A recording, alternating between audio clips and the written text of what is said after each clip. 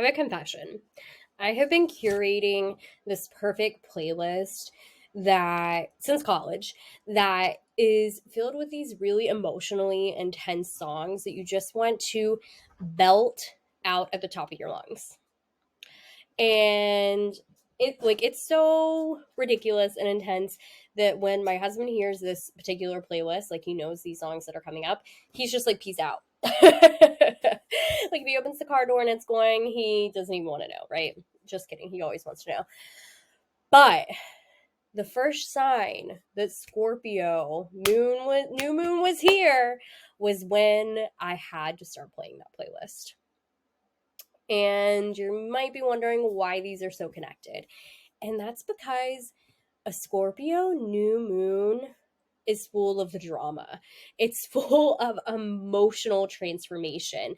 And it's really helping you look even deeper at yourself, maybe looking at hidden truths or shadow.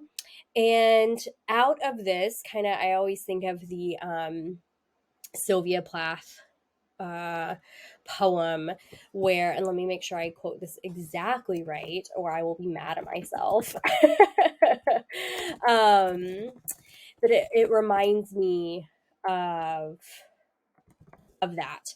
Out of the ash I rise with red hair, and I eat men like air. Like that is very much the vibe, the Phoenix vibe that we are going to be having as we work through the bullshit that's impacting us on this new moon.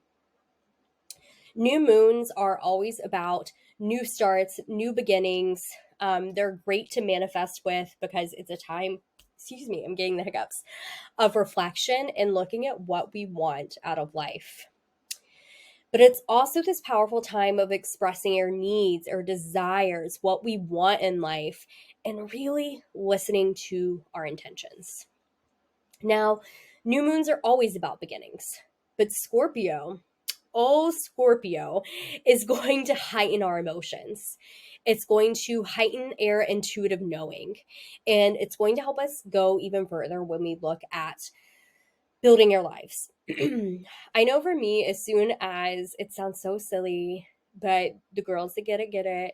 As soon as it became that Scorpio new moon, my intuition was even higher than it already was. Like, and it's been a wild, 48 hours because of that. So this one can feel really intense.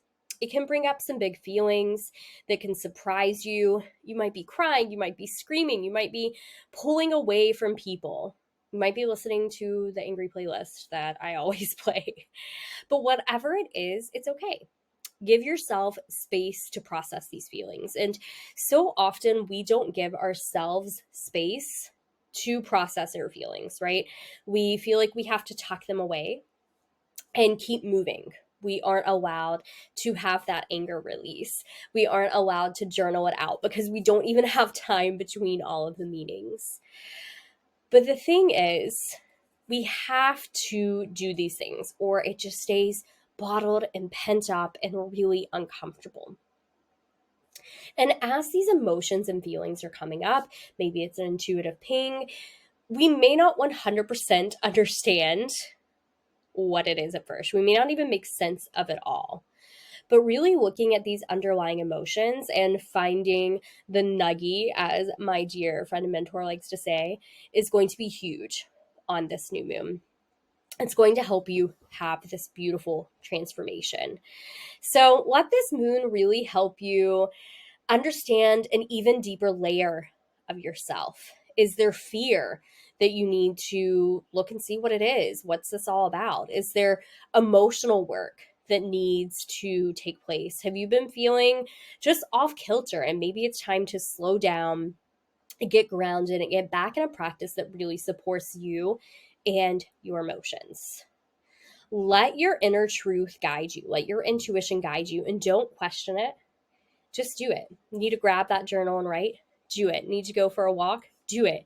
Like it is all okay to do these things.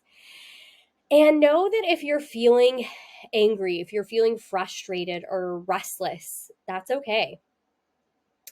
These are really big, beautiful signs because they let us know when our boundaries have been crossed and where we need to go back and really focus in on them. I had a therapist say one time that resentment and anger towards someone or something often shows that our boundaries are being crossed. And those emotions and boundaries, they're all energetically tied together. It's all energetics. Because even though people aren't literally crossing the boundary to our property, I mean, they can, but I don't think that's what we're talking about here, right?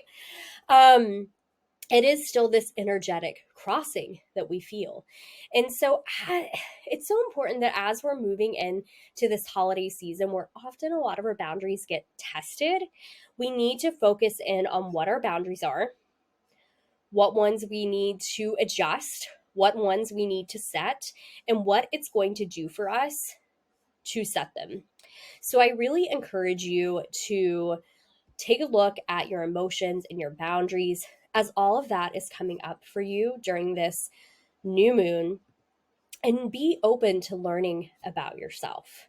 So I want to know, you can comment on this video. It's going to be hosted over on YouTube. You can send me a DM. You can, whatever you want. I want to know how you've been feeling during this Scorpio new moon. Just know you're not alone and your feelings are always valid.